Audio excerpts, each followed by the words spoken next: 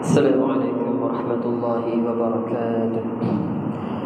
Innal hamdalillah nahmaduhu wa nasta'inuhu wa nastaghfiruhu wa natubu ilayh. Asyhadu an la ilaha illallah wahdahu la syarika lah.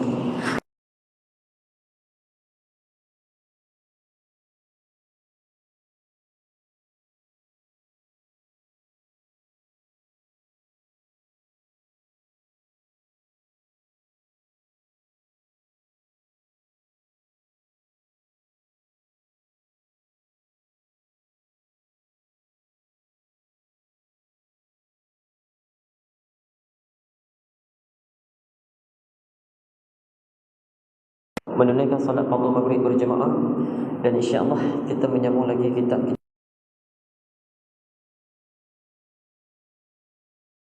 Telah kita bincangkan sebelum ini, telah banyak menceritakan tentang perkara yang berlaku selepas kematian, saat manusia menghembuskan nafas yang terakhir di muka bumi Allah, dan apakah yang berlaku selepas itu. Jadi di antara manusia ini ramai mereka yang tak mengetahuinya perkara-perkara yang berlaku selepas daripada itu. Jadi Quran dan hadislah yang menyampaikan kepada kita apakah yang berlaku selepas daripada kehidupan kita di dunia ini. Sebab tu tuan-tuan, hidup ini ada perjalanan dia, ada penamat dia, dan ada penghujung dia. Dan alam yang Allah ciptakan ini lebih jauh, lebih besar daripada apa yang kita hidup di dunia ini. Sebenarnya lebih banyak lagi makhluk Allah yang belum sampai lagi kita kaji. Umpamanya seperti mana yang pernah kita lihat pada malam hari atau pada waktu malam, jumlah bintang yang Allah ciptakan, jumlah yang tidak terkira banyaknya, yang mana kalau manusia mengira jumlah bintang ini lebih banyaknya jumlah bintang Allah cipta daripada pasir di lautan. Punyalah banyak Allah ciptakan, tetapi manusia tak boleh kaji semua daripada tu. Kerana apa? Kerana ilmu manusia sangatlah terhad, dan keupayaan manusia juga terhad. Sebab tu Al-Quran ini menceritakan perkara yang mana manusia belum sampai. Jadi Allah memerintahkan kepada kita agar kita ini orang-orang yang bertakwa, agar kembali kepada dia dalam keadaan takwa, dan kembali kepada dia dalam keadaan beriman. Jadi inilah pengharapan daripada Al-Quran dan pengharapan daripada Nabi, agar umat dia ini apabila sampai saja ajal, mereka ini akan kembali dalam keadaan takwa kepada Allah. Jadi kalau kita tengok balik senario kita pada hari ini dan zaman kita pada hari ini, kekejaman yang berlaku di Palestin dan juga Israel ini tidak dapat dinafikan. Tetapi kalau kita kaji balik apa sebab dia, tuan-tuan, mungkin ada hikmah yang kita tak tahu. Ilmu Allah Ta'ala ni luas, tuan-tuan. Hikmah dia dalam Quran, Allah Ta'ala menyebutkan wala tahsabanna allazina qutilu fi sabilillahi amwata bal ahya'un 'inda rabbihim yurzaqun. Janganlah kamu menyangkakan orang yang meninggal ini dalam keadaan beriman kepada Allah, yang meninggal pada jalan Allah ini mati, tetapi sebenarnya mereka ini hidup. Dan mereka ini Allah Ta'ala kata bal ahya'un 'inda rabbihim yurzaqun. Mereka ini hidup dan mendapat rezeki daripada aku, tetapi rezeki yang aku kurniakan kepada mereka jauh lebih mulianya daripada apa yang diberikan di dunia. Jadi kita tengok pada anak-anak kecil, tuan-tuan, yang meninggal, kan, orang-orang yang tidak berdosa meninggal, yang mati dalam keadaan tiba-tiba dibom, kan. Kita tengok di dunia mereka ini sedih, tetapi roh mereka ini sebenarnya ada di sisi Allah, dan Allah memegang roh-roh mereka ini dan memberi rezeki yang tidak kita sangkakan jumlahnya, punya bilangan banyaknya. Jadi kita dah masuk berkaitan dengan tajuk yakni ragam manusia di mahsyar. Tajuk ni manusia kita hangat ni. Ragam manusia ketika dikumpulkan setelah tiupan yang kedua. Allah menyebutkan dalam Al-Quran, tiupan pertama hancur segala alam ini, punah jahanam, habis semua hancur. Alam ini bukan seperti mana kita duduk di bumi sahaja hancur, tetapi langit pertama dan sehingga langit ketujuh, Allah sebut idzas samaa'u syaqqat wa azinat li rabbiha wa huqqat. Dan apabila telah sampai ditetapkan kiamat itu, idzas samaa'u syaqqat, langit itu akan terbelah. Allah Ta'ala berkata wa azinat li rabbiha wa huqqat. Dan pada hari itu, kan, semua manusia ini akan lihatlah dengan keadaan yang nyata dan original apa yang berlaku. Jadi kita kembali balik tadi tajuk ragam manusia ketika dikumpulkan setelah tiupan yang kedua. Tiupan pertama menghancurkan alam ini, alam daripada langit pertama sampailah langit yang ketujuh. Termasuklah yang mana kalau kita tengok kan, bulan, bintang, matahari semua akan berguguran, kecuali yang mana Allah tak izinkan dia musnah. Ini ada dalam Quran. Yang pertama, yang kedua, ragam manusia ketika dikumpulkan pada tiupan yang kedua. Ada manusia yang akan dikumpulkan oleh Allah dalam keadaan yang tidak berpakaian. Ini bertetapan dengan hadis Nabi SAW, di mana Nabi juga menyebutkan antaranya ada manusia yang akan dikumpulkan dalam keadaan mereka ini tidak berpakaian. Kalau kita tengok pada zaman kita, tuan-tuan, orang yang tidak berpakaian ni biasanya akan menarik nafsu bagi lelaki. Kebiasaanlah. Dan lelaki ini kebiasaannya dia akan menarik bila tengok wanita yang seksi sikit umpamanya, tidak berpakaian seperti mana sempurna dan berpakaian yang bertelanjang. Kita kata dalam akhir zaman ni Nabi kata kamu akan melihat wanita yang berpakaian tetapi bertelanjang. Kalau kita kaji balik hadis tu dan kaji punya kaji, jawapan dia yang disebutkan oleh Nabi pada zaman pada zaman Nabi tadi itu tidak ada. Sahabat tu tidak mengetahui macam mana pakaian yang dikatakan pakai pakaian tapi bertelanjang. Tetapi Nabi mengatakan bukan pada zaman Rasulullah. Rasulullah memberi maksud bahawasanya zaman yang kita duduk sekarang ni, inilah zaman yang berpakaian tetapi bertelanjang. Dan berpakaian dan bertelanjang ini mudah sangat menarik lelaki yang bernafsu. Kan kalau kita tengoklah ini berpakaian, cuba bayangkan tak berpakaian, lagilah tuan-tuan, kan nafsu lelaki dan juga gairahnya sangatlah hebat. Tetapi di akhirat nanti, mahsyar ini manusia dikumpulkan dalam keadaan tidak berpakaian. Kalau kita fikir tuan-tuan, bagaimana orang yang tak berpakaian tiba-tiba dikumpulkan di mahsyar, bagaimana pula reaksi manusia ketika itu? Tuan-tuan fikir dah semua ini, semua dah sudah difikirkan oleh Aisyah radhiyallahu anhu. Ketika mana Aisyah bertanyakan kepada Nabi, adakah mereka ini tidak saling melihat? Tidak saling melihat sama di antara mereka. Lalu adakah tidak berkeinginan? Lalu dijawab oleh Rasulullah, pada saat itu Nabi kata, ini yang tidak berpakaian dan juga tidak berkasut dan tidak berkhatam. Hadis yang kelima. Aisyah bertanya kepada Nabi sallallahu alaihi wasallam, faqultu ya Rasulullah, ar-rijal wan nisa, adakah lelaki melihat wanita yang tak berpakaian pada masa itu?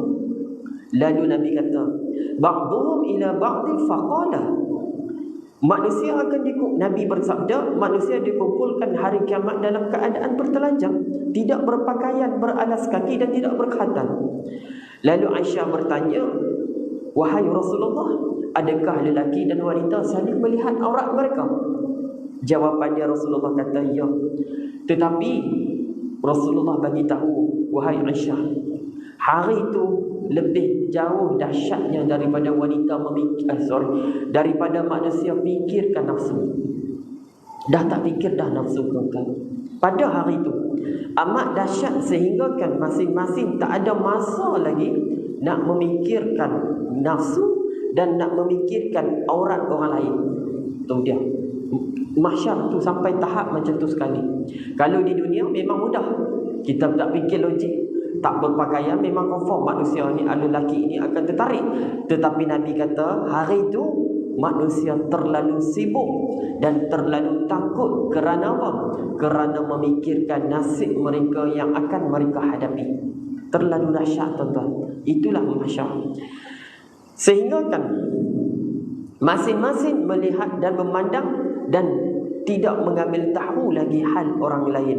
Dalam riwayat lain menyebutkan mereka ini melihat antara satu sama lain. Hadis riwayat Bukhari 6527. Jadi hadis ini diriwayatkan oleh Muslim, Ibnu Majah dan juga An-Nasa'i. Pertama, mahsyar ini tuan-tuan tidak berpakaian dan keadaan manusia tidak lagi memikirkan nafsu. Itu yang pertama. Okay, yang kedua ini apa dia? Allah menyebutkan wa nufikha fis suri fa izahum minal ajdas ila rabbihim yansilun. Dan pada hari itu keluar saja manusia daripada kubur sehinggalah menuju ke Tuhan mereka.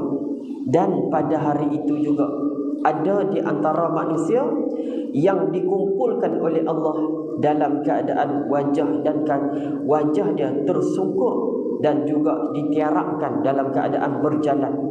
Sebab tu waktu di dunia ini dia boleh berjalan guna kaki, tetapi di akhirat nanti ada manusia yang bukannya berjalan guna kaki tetapi menggunakan muka mereka sendiri, dan dengan mukalah mereka akan berjalan sikit demi sikit dan akhirnya bertemulah dengan Allah.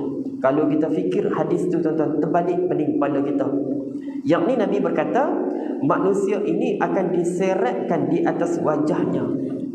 Ini ada hadis dan ada pula keterangan dia daripada ayat Quran. Allah tambahkan lagi penjelasan dia daripada Quran. Artinya daripada Anas bin Malik radhiyallahu anhu, seseorang bertanya, wahai Nabi Allah, bagaimanakah orang yang kafir ini dikumpulkan berjalan menggunakan muka pada hari kiamat? Lalu baginda sallallahu alaihi wasallam menjawabkan, bukankah yang membuatkan berjalan menggunakan kedua kakinya di dunia mampu untuk membuatnya berjalan di atas mukanya pada hari kiamat? Tuan-tuan faham maksud ayat hadis ni? Maksud hadis ini Nabi kata, bagaimana Allah Ta'ala menciptakan kaki ni beri berjalan. Ada di antara dalam dunia ni yang tak menggunakan kaki tapi dia boleh berjalan. Siapa dia ada tu? Ular tak ada kaki tapi boleh berjalan. Siapa lagi dia tu? Lintah, kaki tak ada. Pacak, kaki tak ada tapi dia boleh berjalan. Ni kita katakan binatang yang tak ada kaki. Banyak lagi kalau saya nak senaraikan. Banyak lagi. Siput tak ada kaki tapi dia boleh berjalan. Faham kat situ, kita faham dah kan. Belum lagi binatang yang Allah cipta terlalu banyak, yang mana tak ada kaki, tak ada tangan, tetapi mereka boleh cari rezeki. Boleh cari rezeki tuan-tuan. Kalau kita kaji lah kan. Allahu Akbar. Hebat makhluk Allah Ta'ala, yang lebih jauh hebat Allah ciptakan. Sebab tu ada di antara binatang yang Allah ciptakan, mereka ini bukan berjalan sahaja menggunakan tanpa ada kaki, tetapi Allah kurnia kepada mereka berjuta-juta kaki. Contoh seperti mana? Ular gonggok beribu-ribu kaki dia. Kan dia berjalan kan. Allah. Kalau kita kaji tuan-tuan, kebesaran Allah ni jauh lebih rendahnya kita memikirkan kita ni terlalu lemah. Itulah huraian daripada hadis ini. Seorang sahabat telah bertanya kepada Nabi situasi orang kafir pada hari kiamat. Maka Nabi menceritakan keadaan mereka ini akan berjalan menggunakan muka. Lalu Allah terangkan daripada ayat Al-Quran, allazina yuhsyaruna ala wujuhihim ila jahannam ulaika syarrun makanan wa adallu sabila. Orang yang akan diseretkan muka mereka ini beramai-ramai ke neraka jahanam di atas mukanya, mereka lah yang akan buruk keadaan dan jalan sesatnya. Surah Al-Furqan ayat 34. Ini adalah dalil daripada Quran. Keadaan manusia di mahsyar, ada yang akan dijalankan oleh Allah guna muka mereka sendiri. Itu dia. Tuan-tuan boleh bayang, dengan muka mereka lah mereka tolak pasir. Dengan muka mereka lah mereka berjalan sikit demi sikit. Tak boleh berjalan dengan kaki. Kerana apa? Kerana di dunia mereka ini Allah berikan segala banyak nikmat, tetapi mereka kufur kepada Allah. Ini cukup bahaya.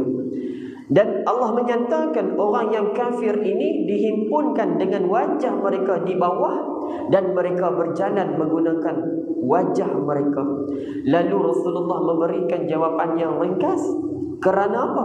Kerana bagaimana Allah berkuasa menjadikan manusia ini berjalan guna kaki, begitulah Allah berkuasa menjalankan manusia ini menggunakan muka.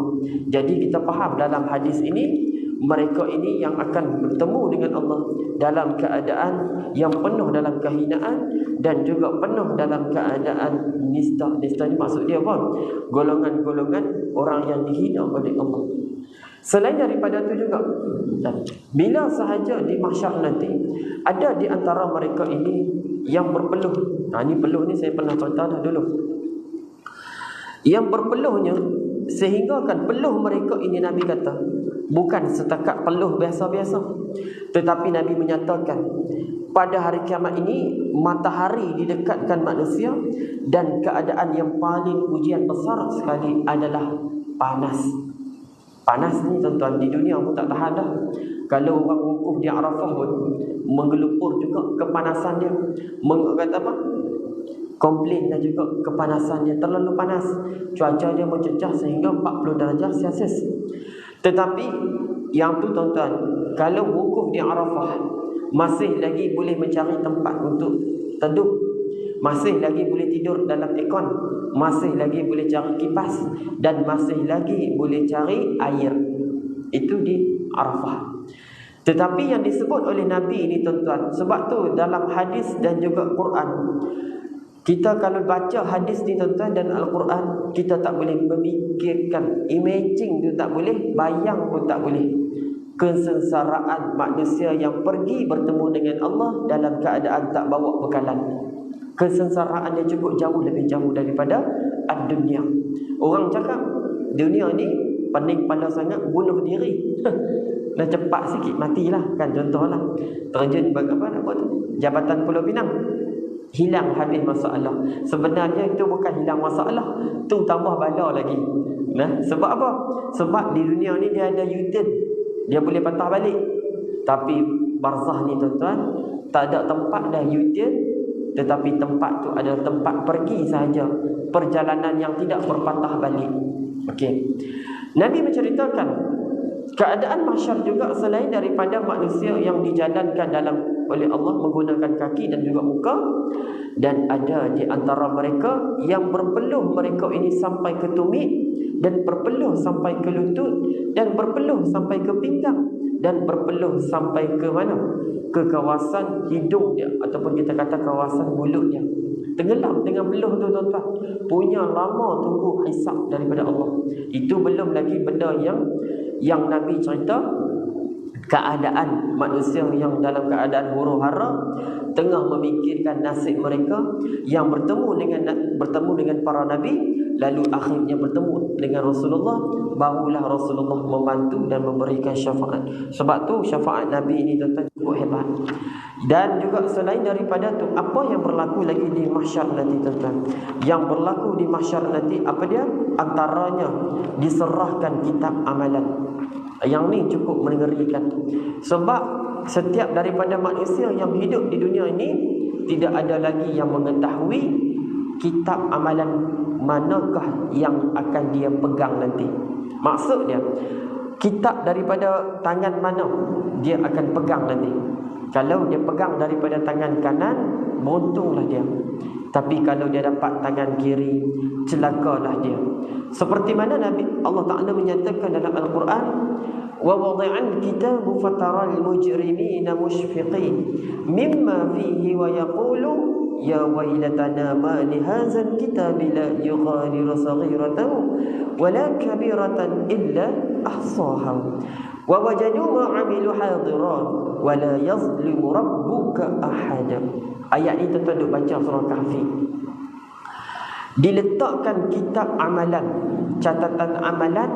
Orang yang berdosa ini sangatlah ketakutan di atas apa yang ditulis dalamnya. Ketika di dunia tak peduli haram halal, ambil je tuan-tuan. Haram tak kira, halal tak kira, haram halal pun tak apa, kira halal lah. Jadi bayangkan nanti kitab itu yang mencatatkan amalan seseorang manusia, bila dipegang saja tuan-tuan, benda yang paling takut sekali adalah dituliskan dosa dia dalam kitab tu. Sebab apa? Sebab waktu itulah tuan-tuan, perkara yang paling menakutkan manusia adalah nak melepaskan diri. Tetapi nak lepas diri lagu mana? Sedangkan kitab amalannya ni penuh dengan dosa. Hari di dunia ni Hari pertama dia melakukan apa? Zina. Hari kedua minum arak. Hari ketiga dia buat apa? Judi. Hari keempat solat tak pernah lah, takkan solat pula. Lagi apa lagi? Hidup dia penuh dengan dosa-dosa besar, tuan-tuan. Hidup dia penuh dosa-dosa besar. Jadi meninggallah kawan ni, tuan-tuan. Maka dia dapat dengan kitab tangan kiri, dia berkata, ya wailatana ma li hadzal kitab bila yughadiru saghiratan wala kabiratan illa ahsaha. Inilah perkataan manusia apabila dia menerima dengan kitab dia tu, maka dia berkata apa? Celakalah kami. Kita apakah yang tidak meninggalkan yang kecil dan juga tidak meninggalkan yang besar, melainkan ia mencatatkan semuanya, dan mereka akan mendapati apa yang mereka buat di dunia ini semuanya sudah ditulis. Wala yazlimu rabbuka ahada. Jadi tidak ada lagi yang dikurang, yang tak kurang. Jadi bila dah dapat kitab ni, tuan-tuan, bergaduh, tak puas hati. Kitab dapat dah. Dia macam ni, tuan-tuan. Orang yang bersalah ni ditangkap oleh polis. Lalu ditangkap, dihadapkan di depan hakim. Hakim pun tanya, kamu melakukan kes kecurian ini sekian hari bulan, adakah kamu mengaku? Tobat dia jawab, saya tak akan mengaku. Saya tak akan bersalah. Di dunia kan. Tapi kalau di akhirat nanti, tuan-tuan, dah dapat kitab tu, tuan-tuan, terima pula dengan tangan kiri. Tuan-tuan tahu apa yang terjadi? Kulit ni, tuan-tuan, depan Allah dia bercakap. Depan Allah dia bercakap. Hak kita tengok kulit kita waktu di dunia ni, ni kulit badan kita ni, tuan-tuan. Kulit kita yang kita tengok dia sekarang ni adalah saksi bisu di dunia. Saya tuan-tuan kena ingat, dia ni semua saksi ni. Badan kita ni, tuan-tuan, Allah sebut dalam Quran, wa qalu li juludihim lima syahidtum alaina. Ni Quran bagi tahu. Qalu antaqana Allahu allazi antaqa kull syai' wa huwa khalaqakum awwala marratin wa ilayhi turja'un. Al-Quran menyatakan bahawasanya kulit mereka ini akan menjadi saksi di atas badan mereka, dan kulit akan bercakap, qalu antaqana Allahu allazi antaqa kull syai'. Dan dia berkata, kita kata kepada kulit kita ni, tuan-tuan, mulut kita ni, kita kata kepada kulit kita, kenapa engkau menjadi saksi kepadaku pada hari ini? Kenapa engkau jadi saksi sedangkan engkau dengan badanku sekali? Ni tuan-tuan, Al-Quran bagi tahu ni. Lalu kulit itu bercakap, yang menjadikan kami bercakap ialah Allah, dan juga menjadikan sesuatu yang bercakap dan dapat berbicara. Dialah yang menciptakan kamu pada kali pertama, dan hanya kepada Allah sahaja dikembalikan. Itu dia dalil dia, tuan-tuan. Apa yang menjadi saksi kita adalah kulit kita sendiri. Sebab tu beruntung, tuan-tuan, buatlah amalan, ambil ayat semayang, lepas tu solatlah, dan yakinlah bahawa apa kita buat di dunia ini, segala anggota badan kita nanti akan berhujah di hadapan Allah. Dan tuan-tuan kena ingat, yang berhujah di hadapan Allah ini bukan kaki kelentung, bukan kaki penipu, bukan kaki pelawak, dan bukan kaki makan rasuah. Tak makan dah tu. Tapi kalau kata di dunia ni, tuan-tuan, katakanlah kulit boleh bercakap, kerja hakim paling senang sekali. Sebab apa? Semua dah tahu bukti dah. Bawa bersalah ke mahkamah, tanya dia, kamu mengaku tak bersalah? Kulit kata, ya, saya yang mencurinya. Senang. Hari pertama lepas dalam dah, hari kedua lepas dalam, hari ketiga lepas dalam. Tapi masalahnya tak jadi lagu tu. Jadi kena bawa saksi pula 30 orang. Bawa pula kes ke mahkamah pula pindah. Jadi proses dia panjang. Jadi lagi panjang. Tapi di hadapan Allah tak jadi lagu tu. Di hadapan Allah, mengaku tak diri hang ni buat dosa kepada Allah? Kan mulut kata apa? Tidak ya Allah. Kulit kata, tak, aku yang buat dulu. Kena jahanam. Habis badan kita ni, tuan-tuan. Selain daripada tu, apa yang terjadi? Wa tukallimuna aydihim wa tashhadu arjuluhum bima kanu yaksibun. Tangan kita sendiri akan bercakap. Tangan kita ni kita faham lah, dunia ni dia kerah je, dia diam macam ni. Ambil makan, kita tengok dia biasa je tuan-tuan. Badan kita ni tengok macam ni, tapi di akhirat dia jadi saksi balik badan kita. Tu tuan-tuan kena ingat. Takut tuan-tuan, sebenarnya Quran cerita cukup menakutkan. Sebab tu ada di antara manusia yang dikumpulkan pada hari kiamat nanti, di mahsyar nanti, Allah menyatakan, wa may yahdillahu fahuwal muhtad wa may yudlil falan tajid lahum awliya'a min dunihi wa nahsyuruhum yawmal qiyamah ala wujuhihim 'umyan wa bukman wa summa ma'wahum jahannam kullama khabat zidnahum sa'ira. Yang ni Allah menyatakan, kami ini akan mengumpulkan manusia pada hari kiamat nanti. Ada di antara mereka yang akan diseret menggunakan muka dalam keadaan buta, bisu, pekak. Buta, bisu, pekak. Dan tempat kediaman mereka ini neraka jahanam. Setiap kali nyalaan api jahanam ini padam, Allah tambahkan lagi mereka ini dengan nyalaan api. Tuan-tuan nak tahu jumlah yang masuk neraka ini macam mana? Jumlah dia disebutkan seolah-olah, kalau tuan-tuan nak perasan, dalam hadis menyebutkan jumlah utusan ke neraka. Utusan ni apa dia? So golongan yang masuk neraka ni berapa jumlah dia?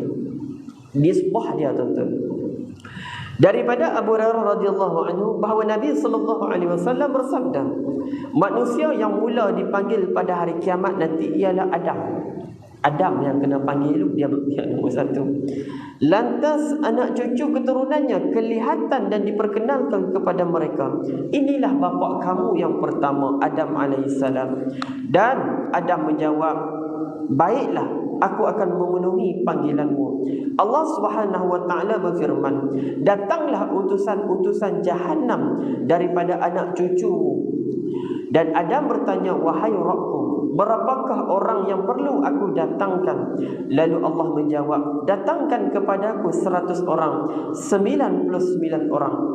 Para sahabat bertanya, wahai Rasulullah, jika 100 daripada kami diambilkan 99 orang, berapakah jumlah kami yang tinggal?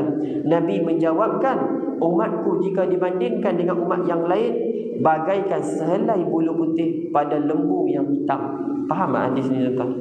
Maksud hadis ni menunjukkan bahawa setiap 1000 orang diambil daripada umat anak cucu Nabi Adam nanti, 1000 orang diambil, 999 orang masuk neraka, satu lepas. Masuk hadis ni lah. Dan seorang sahaja yang ke syurga, ambil lagi 1000, celup lagi 1000, ambil datang. Yang lepas dalam neraka 999 orang terjun, seorang sahaja lepas, ambil lagi 1000, 999 orang terjun lubang neraka, seorang lepas. Yang ni lah yang Nabi sebutkan. Dalam riwayat lain disebutkan, ada juga 1000 orang, maka seorang sahaja yang lepas. Nabi memberikan umpama dia seperti mana? Seolah-olah sehelai bulu putih di dalam lembu, ataupun katakan seekor lembu hitam. Macam itulah yang masuk syurga nanti. Maksud dia, sehelai bulu putih itulah yang masuk syurga. Jumlah selain daripada bulu putih itu, semuanya masuk neraka. Bilangan betapa ramainya masuk neraka. Sebab tu neraka ni tuan-tuan, kalau kata nak cerita tentang neraka saja cukup mengerikan. Kalau boleh memang tak payah nak sebut lah. Tuan-tuan bukan kata tuan-tuan, saya sekali pun tak akan mampu menahan kepanasan neraka ini. Kerana apa? Kerana badan kita bukannya boleh menahan api yang terlalu lama. Bayangkan kalau api dunia ni tuan-tuan buka gas pun ataupun masak daging pun umpamanya, tuan-tuan letaklah dalam 5 saat. Bukan kata 5 saat, 1 saat pun tuan-tuan dah tarik dah tangan. Apatah lagi yang Allah sebut dalam Al-Quran, khalidina fiha abada. Mereka yang dibakar dalam neraka ini kekal buat selama-lamanya. Dan lagi menakutkan ayat Quran, Allah menyatakan la yamutu fiha wa la yahya. Mereka yang duduk dalam neraka ini, Allah kata mereka ini tak boleh hidup dan juga tak mati. Hidup tak, mati tak. Bagaimana nasib mereka ini? Tak sebutlah. Nasib dia tuan-tuan lebih jauh menakutkan. Kerana azab neraka ini mereka masuk bukan hari pertama mereka akan rasa, tetapi mereka ini tidak ada tempoh kecuali orang yang diizinkan Allah yang keluar daripada neraka masuk ke syurga. Sebab tu yang ke syurga ini tuan-tuan, hadis menceritakan yang masuk syurga ini, orang yang masuk syurga, tidak ada lagi hadis ataupun dalam Quran menceritakan orang ini akan dikeluarkan semula apabila telah sampai lamanya tempoh dalam syurga. Tak ada hadis lagi tuan-tuan. Yang ada hadis ni adalah orang yang daripada neraka yang masuk ke syurga ini ada. Tapi orang yang kategori mana? Hidup dia 24 jam penuh dengan dosa besar. Tetapi dalam hati dia ni tuan-tuan, dia tak syirikkan Allah. Dia tak pernah menyembah berhala. Dia tak pernah menyekutukan Allah. Tetapi dalam hati dia ni tuan-tuan, dia masih beriman kepada Allah. Yang ni tuan-tuan, yang ni lah nama dia. Hadis tentang seorang lelaki yang terakhir keluar daripada neraka. Dia adalah lelaki, bukan perempuan, lelaki. Keluar daripada neraka, keluar dalam keadaan merangkak, keluar dalam keadaan merentung dan diizinkan Allah dekatkan dengan syurga. Lalu dia akhirnya minta kepada Allah, berikanlah dia ke syurga juga. Sebab apa?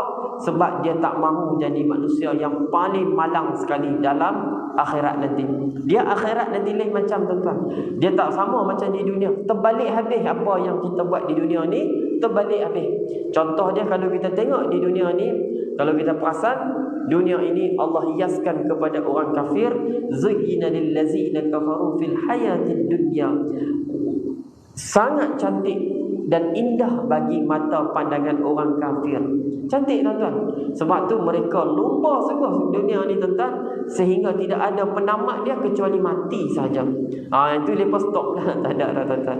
Kan kalau kita tengok balik kajian ya, dunia ini memang Allah Ta'ala berikan kepada syurga kepada orang kafir. Manakala orang akhirat ini Allah berikan kepada orang beriman. Kalau kaji balik dunia dengan akhirat ini, mana yang lebih untung? Jawapan yang jauh lebih beza adalah akhirat. Kerana akhirat ini kekal, manakala dunia ini sementara.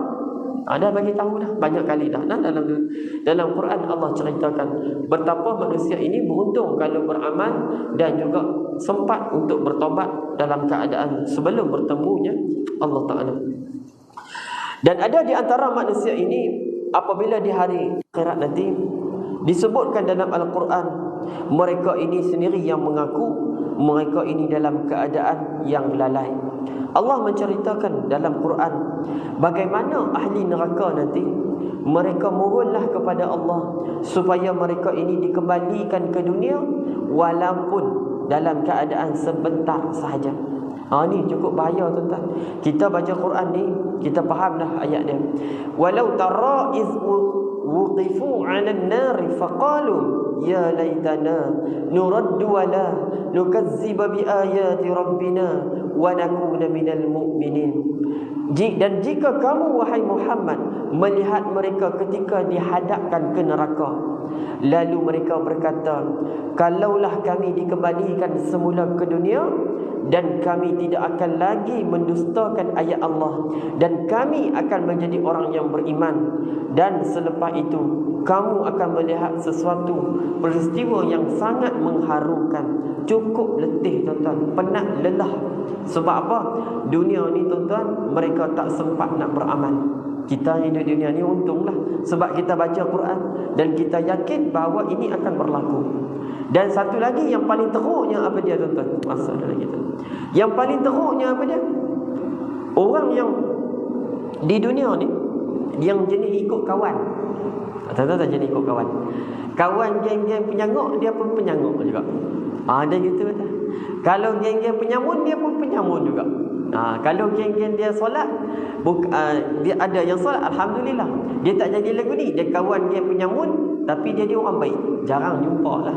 Biasanya dia kawan geng penyamun, dia ikut geng dia sekali, geng penyamun. Hak ni pun ada tuan-tuan dalam Quran. Allah ceritakan bagaimana mereka ini. Allah Ta'ala kata, qala dakhulu fi umamin qad khalat min qablikum minal jinni wal ins fin nar kullama dakhalat ummatun la'anat ukhtaha hatta idza daraku فيها جميعا قالت أخراهم لأولاهم ربنا هؤلاء أضلونا فآتهم عذابا ضعفا من النار قال لكل ضعف ولكن لا تعلمون. Apa dia maksud dia? Masuklah kamu ke dalam neraka bersama dengan umat jin dan manusia. Ya, jin kena, manusia kena. Tuan-tuan kena ingat bangsa jin ni pecah dia banyak. Cerita pasal bangsa jin ni banyak lah. Jin ni bukan setakat yang kita dah sebut jin orang bunian tu. Yang tu nama dia tak ada dalam Quran. Kita panggil dia jin, panggil dia orang bunian tu gelaran Melayu. Tetapi dia daripada bangsa jin. Nak cerita lah. Dan jin ini ada di kalangan syaitan dan ada di kalangan iblis. Ni pok-pok ni lah tuan-tuan, yang dia menyesatkan lagi, sesatkan manusia ni. Lalu masuk dalam neraka ini tuan-tuan, maka dia mengutuk kawan dia pula. Kutuk kawan dia, tak guna hang ni, dulu hang lah punca aku masuk neraka. Sehinggalah apa mereka masuk semuanya, dan berkatalah yang masuk kemudian antara mereka kepada yang masuk dahulu, ya Tuhan kami, merekalah yang menyesatkan kami, datanglah kepada mereka azab yang berlipat kali ganda dari neraka.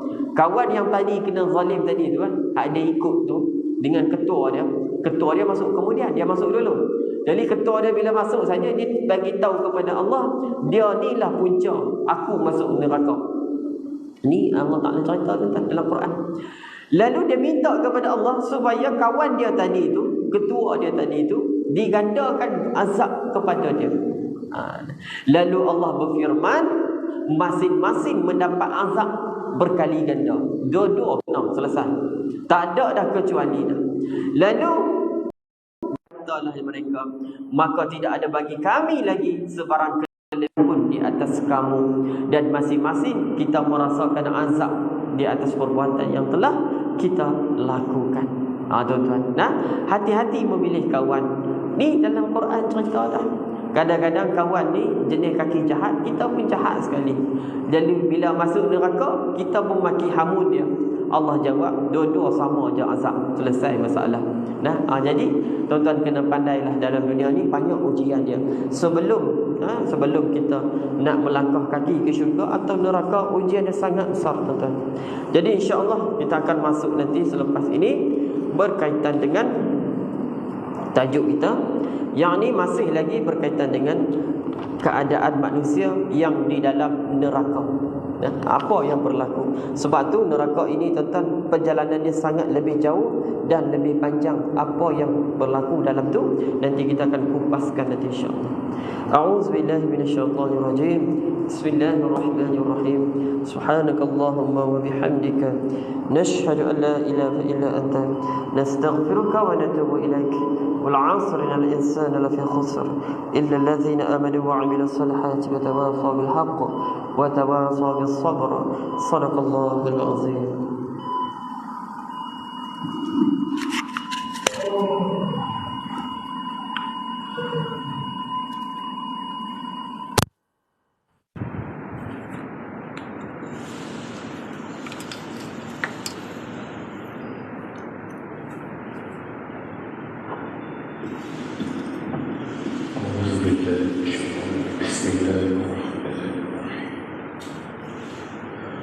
Allahu Akbar, Allahu Akbar, Allahu Akbar, Allahu Akbar. Asyhadu an la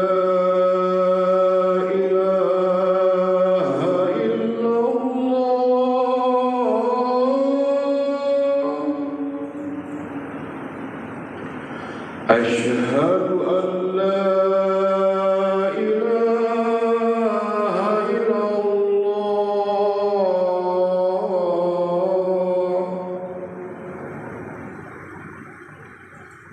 أشهد أن محمد رسول الله أشهد أن محمد رسول الله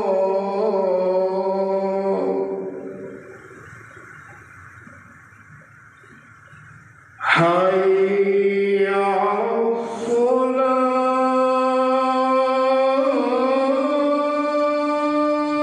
الصلاة حي على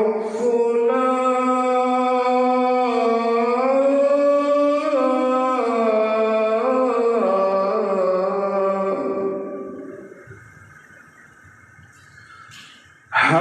حي على الفلاح حي على الفلاح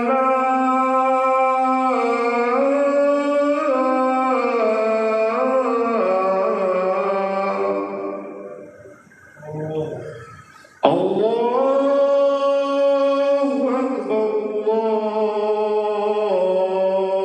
الله أكبر لا إله إلا الله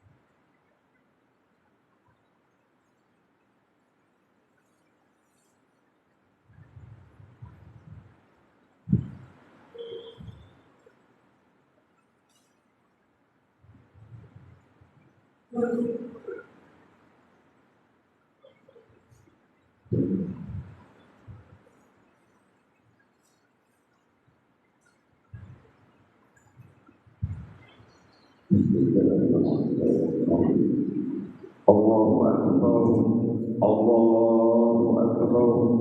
Asyhadu an la ilaha illallah. Asyhadu anna Muhammadar Rasulullah. Hayya 'alas-shalah, hayya 'alas-falah. Qad qamatis-shalah, qad qamatis-shalah. Allahu Akbar, Allahu Akbar. La ilaha illallah.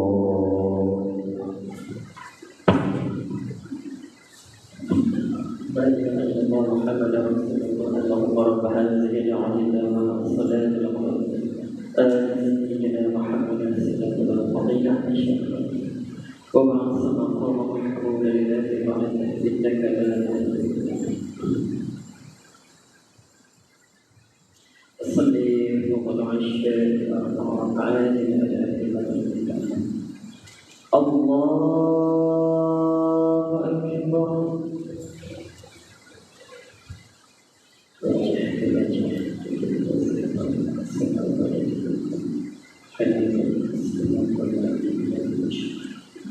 إن الصلاة والسلام والحياة ومماتي رب العالمين لا شريك له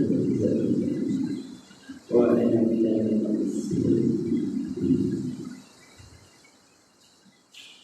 بسم الله الرحمن الرحيم الحمد لله رب العالمين الرحمن الرحيم مالك يوم الدين إياك نعبد وإياك نستعين اهدنا الصراط المستقيم صراط الذين أنعمت عليهم غير المغضوب عليهم ولا الضالين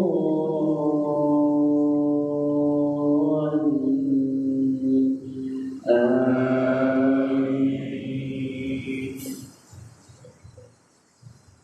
بسم الله الرحمن الرحيم إنا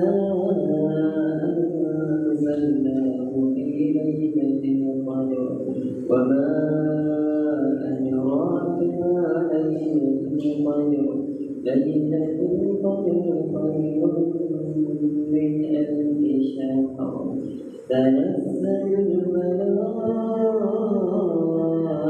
والروح فيها بإذن ربهم من كل أمر سلام هي حتى مطلع الفجر. الله أكبر.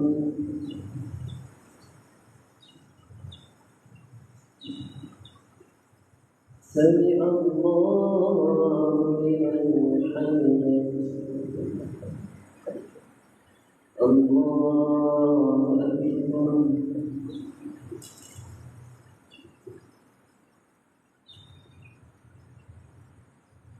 الله أكبر.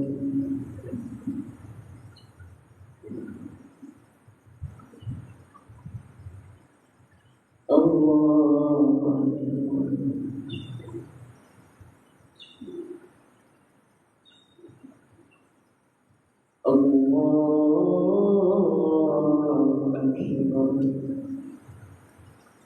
Bismillahirrahmanirrahim.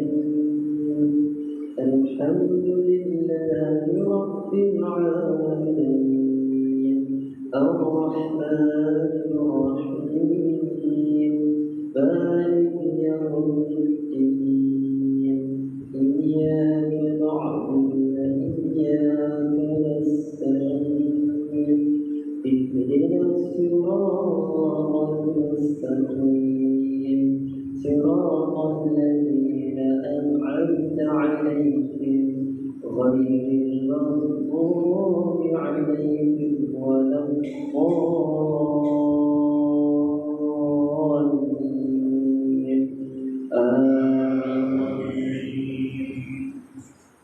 Bismillahirrahmanirrahim. Ara'aita alladhi yukazzibu bid-din, fadhalika alladhi yad'u al-yatim wa la yahuddu 'ala ta'amil miskin. Fawailun lil-musallin alladhina hum 'an salatihim sahun, alladhina hum yura'un wa yamna'un al-ma'un. Allahu Akbar.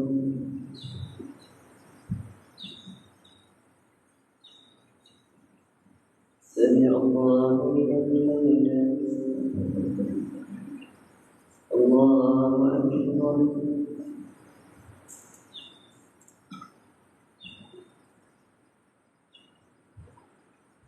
Allahu Akbar.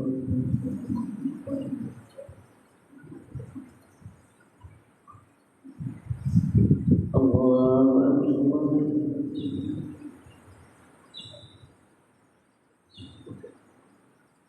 Allahu Akbar.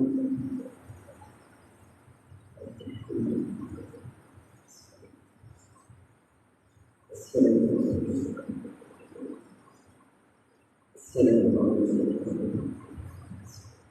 Asyhadu an la ilaha illallah. Asyhadu an Allahumma shalli ala sayyidina Allahu Akbar.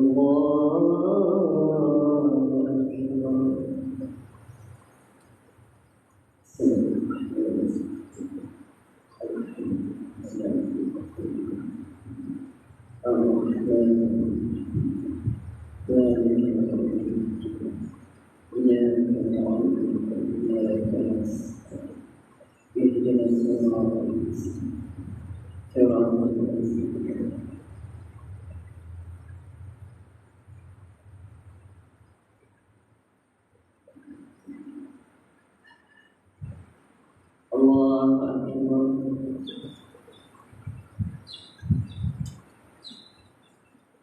Sami Allahu liman hamidah.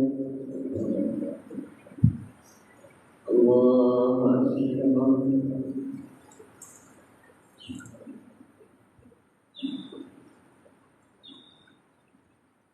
Allahu Akbar.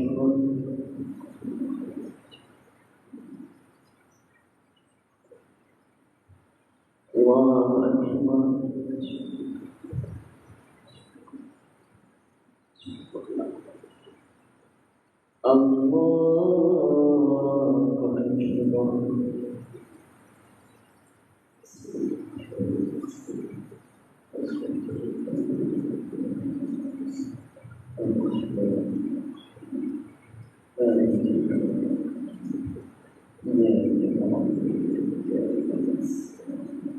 Ihdinash shiratal mustaqim.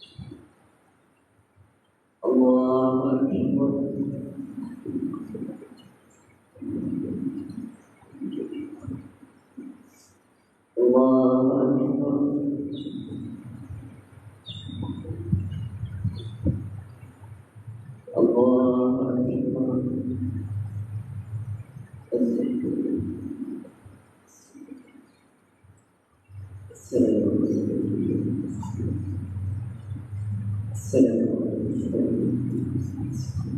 أشهد أن الله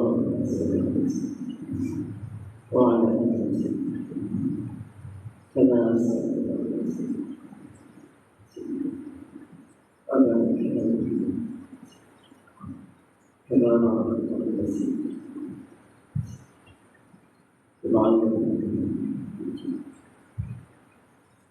السلام عليكم ورحمة الله.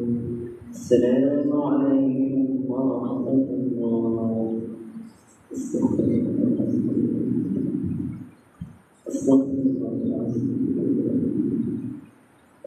الله العظيم لا إله إلا الله وحده لا شريك له.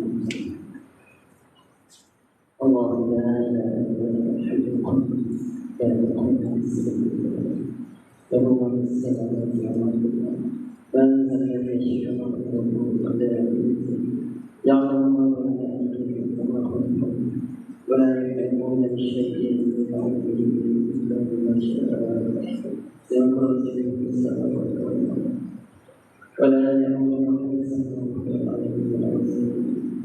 أعوذ بالله من الشيطان الرجيم. بسم الله الرحمن الرحيم. تبارك الذي بيده الملك وهو على كل شيء قدير.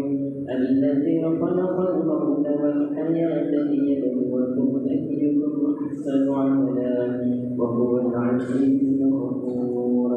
الذي خلق 7 سماوات طباقا ما ترى في خلق الرحمن من تفاوت فارجع البصر هل ترى من فطور ثم ارجع البصر كرتين ينقلب إليك البصر خاسئا وهو حسير. ولقد زينا السماء الدنيا بمصابيح وجعلناها رجوما للشياطين وأعتدنا لهم عذاب السعير. وللذين كفروا بربهم عذاب جهنم وبئس المصير. إذا ألقوا فيها سمعوا لها شهيقا وهي تفور تكاد تميز من الغيظ كلما ألقي فيها فوج سألهم خزنتها ألم يأتكم نذير قالوا بلى قد جاءنا نذير فكذبنا وقلنا ما نزل الله من شيء إن أنتم إلا في ضلال كبير. وقالوا لو كنا نسمع أو نعقل ما كنا في أصحاب السعير فاعترفوا بذنبهم فسحقا لأصحاب السعير. إن الذين يخشون ربهم بالغيب لهم مغفرة وأجر كبير. وأسروا قولكم أو اجهروا به إنه عليم بذات الصدور. ألا يعلم من خلق وهو اللطيف الخبير.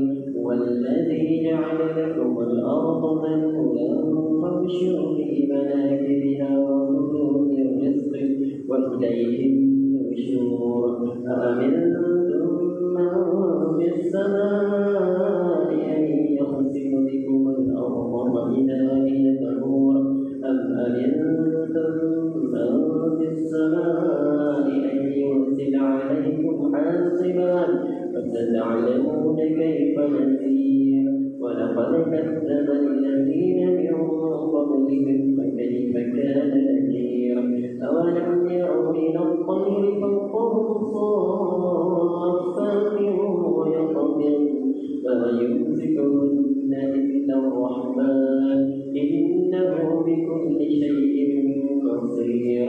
أمن هذا الذي هو جند لكم ينصركم من دون الرحمن إن الكافرون إلا في غرور.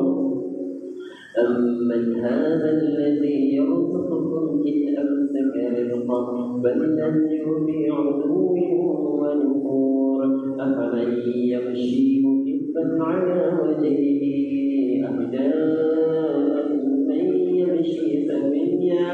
أمن يمشي سويا على صراط مستقيم قل هو الذي أنشأكم وجعل لكم السمع والأبصار والأفئدة قليلا ما تشكرون قل هو الذي ذرأكم في الأرض وإليه تحشرون ويقولون متى هذا الوعد إن كنتم صادقين قل إنما العلم عند الله وإنما أنا نذير مبين فلما رأوه زلفة سيئت وجوه الذين كفروا وقيل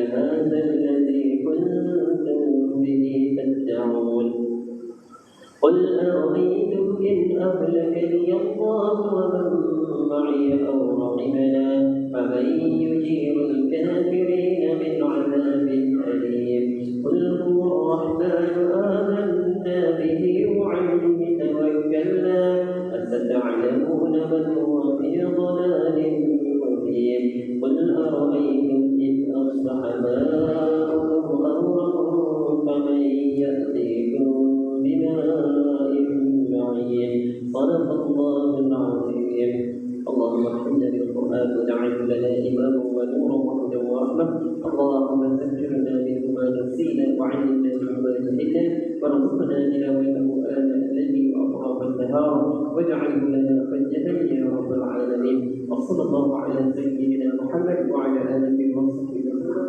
والحمد لله رب العالمين تقبل الله منكم صلى الله على محمد صلى الله عليه وسلم صلى الله على محمد صلى الله عليه وسلم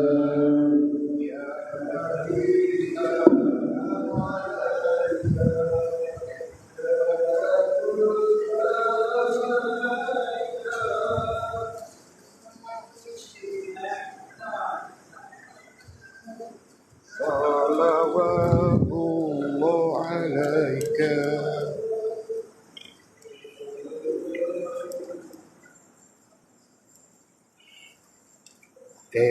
Jumpa lagi. Assalamualaikum. Assalamualaikum sahabat semua.